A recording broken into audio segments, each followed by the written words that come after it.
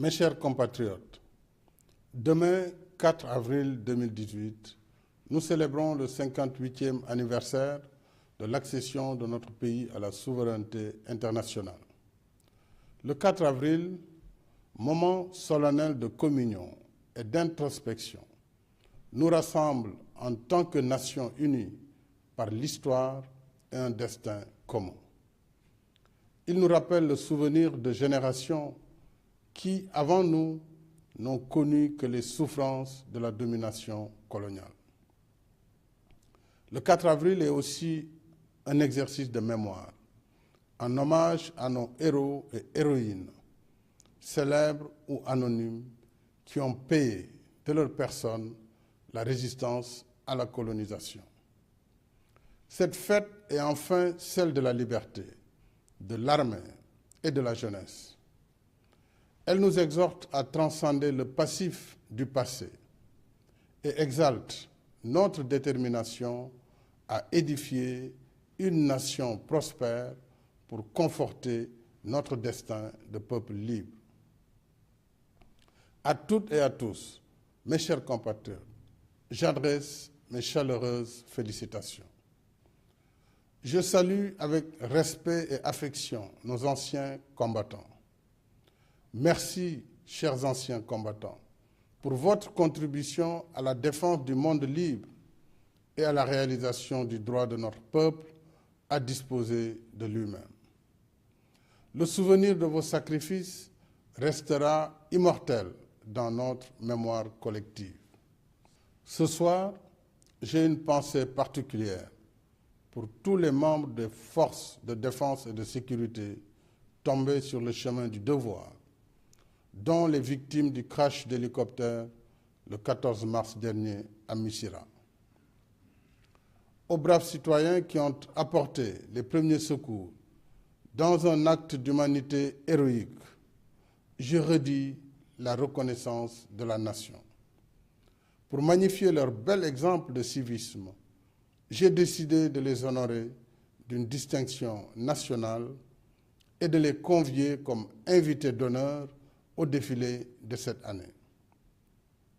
À vous, officiers, sous-officiers et militaires du rang, je réitère mon soutien et ma confiance.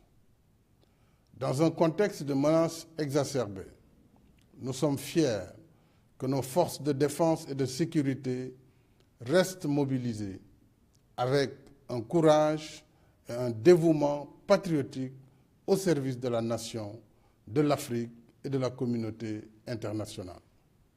Voilà pourquoi je me réjouis que le thème du défilé de cette année porte sur la contribution des forces de défense et de sécurité à la paix et à la sécurité internationale.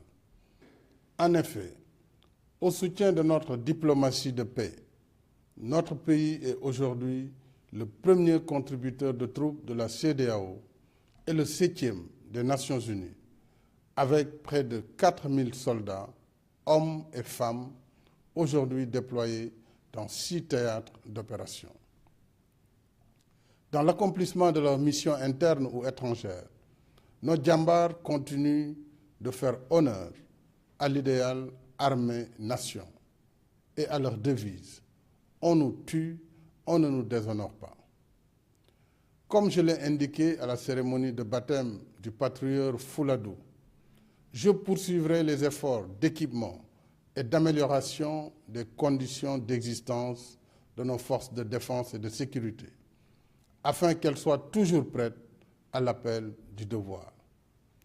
Quant à vous, jeunes du Sénégal, je suis sûr que vous marquerez encore de votre vitalité créative la fête de demain, alors que nos lions, partie intégrante de notre jeunesse, sont sur le chemin de Russie 2018. Chers lions, portez haut les couleurs nationales dans la combativité et le fair play. Nos vœux et prières vous accompagnent. Je vous renouvelle tout mon soutien. Ce soir, j'ai aussi le plaisir d'annoncer que la Délégation générale à l'entrepreneuriat rapide des femmes et des jeunes doté d'un fonds initial de 30 milliards, entre dans sa phase active. L'ADER a été créée pour soutenir les initiatives d'entrepreneuriat et d'auto-emploi des jeunes et des femmes, en répondant aux exigences de transparence, de diligence et d'efficacité. À chaque talent, à chaque projet viable, l'État veut donner une chance de succès. Ainsi, dans sa phase pilote, l'ADER financera le secteur de la pêche à hauteur de 2 milliards et suivant les conclusions du premier forum du numérique, 1 milliard sera alloué aux jeunes promoteurs de start-up dont les multiples applications ouvrent de nouvelles activités génératrices de revenus. Enfin, en partenariat avec une association de femmes investisseuses, l'ADER mobilisera 500 millions en appui à des projets spécifiques aux femmes. Ces efforts de création d'activités génératrices de revenus en faveur des jeunes et des femmes s'ajoutent à ceux déjà engagés avec la phase pilote du projet formation, école, entreprise que j'ai lancé le 6 mars dernier. Grâce à une mobilisation plus accrue de l'entreprise, c'est finalement 25 000 jeunes au lieu des 10 000 initialement prévus que nous préparons sur une période de 3 ans à intégrer le marché du travail. Je salue la participation citoyenne du secteur privé à ce partenariat novateur que l'État soutient par des allocations mensuelles versées aux apprenants, en plus de la prise en charge intégrale des frais de formation. En cette année que j'ai voulu sociale, le gouvernement vient aussi de consentir d'importants efforts en faveur des enseignants et des médecins. Ainsi en est-il de l'accord conclu avec les professeurs d'université pour la généralisation du système de retraite complémentaire. Dans le même esprit, j'ai décidé de la revalorisation de l'indemnité de logement allouée à tous les enseignants du pays, de 60 000 francs à 85 000 francs CFA, soit une augmentation de 25 000, dont 15 000 payables à compter du 1er octobre 2018 et 10 000 à compter du 1er janvier 2019. De même, le traitement des professeurs et maîtres contractuels sera revalorisé à hauteur de 10 000 francs CFA. Ces efforts, parmi d'autres, traduisent mon engagement ferme et constant en faveur de notre système éducatif à tous les échelons. La communauté éducative reste au cœur de mes préoccupations. Il en est ainsi parce que l'école publique est la seule garante de l'égal accès de tous les enfants, quelle que soit leur origine sociale, à l'éducation et à la formation, donnant la chance à chacun de réaliser son rêve. Le gouvernement assurera le suivi permanent des engagements ainsi consentis et je veux faire confiance aux partenaires sociaux pour la reprise des cours et une année scolaire stabilisée. S'agissant du secteur de la santé, l'État a également consenti un important effort portant notamment sur la création d'une indemnité de représentation médicale et le relèvement de l'âge de départ à la retraite de 60 à 65 ans pour les médecins. Le Conseil supérieur de la fonction publique locale étudiera les modalités d'extension de cette mesure aux médecins employés par les collectivités territoriales.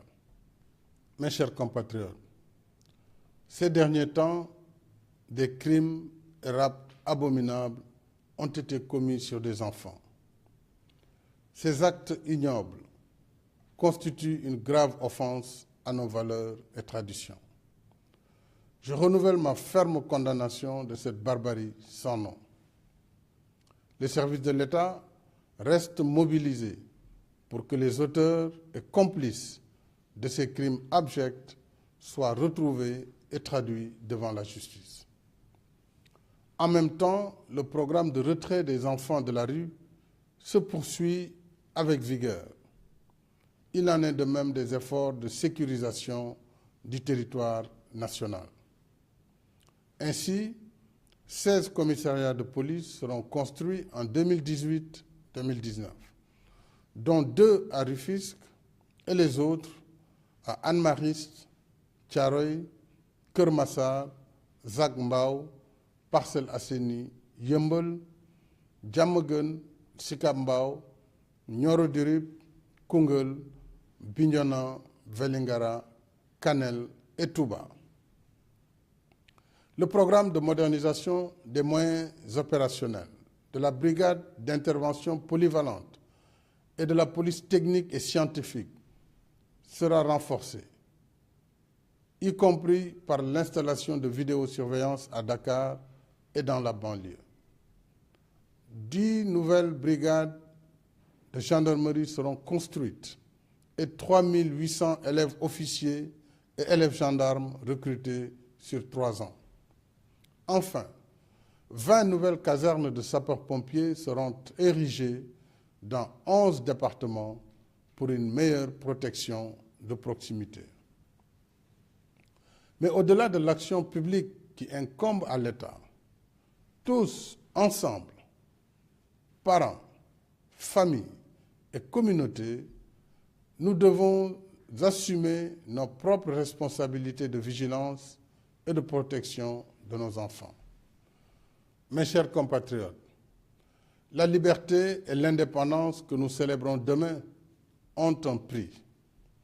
Les nations les plus libres et les plus indépendantes sont celles qui construisent leur autonomie et maîtrisent leur destin par leur propre dynamique interne. En héritant d'une indépendance que nos anciens ont revendiquée à leurs risques et périls, nous sommes redevables d'un legs que nous devons transmettre aux générations futures. Notre devoir, c'est de consolider l'indépendance par le développement qui la nourrit et l'entretient. Autrement, elle devient un rêve de liberté plus désincarné que pleinement vécu et assumé. Nous avons par conséquent la responsabilité de léguer aux générations futures un pays libéré du besoin par un effort individuel et collectif sur nous-mêmes. C'est ce qui me motive, avec le gouvernement, à rester dans le temps du travail et de l'action, en écoutant battre tout le cœur du Sénégal, le cœur de nos villes et de nos campagnes, afin de poursuivre sans relâche la réalisation de notre objectif commun. Bâtir un Sénégal uni et prospère, dans la paix, la solidarité, l'équité et la justice sociale. Le Sénégal de tous, le Sénégal pour tous. Bonsoir et bonne fête de l'indépendance, mes chers compatriotes.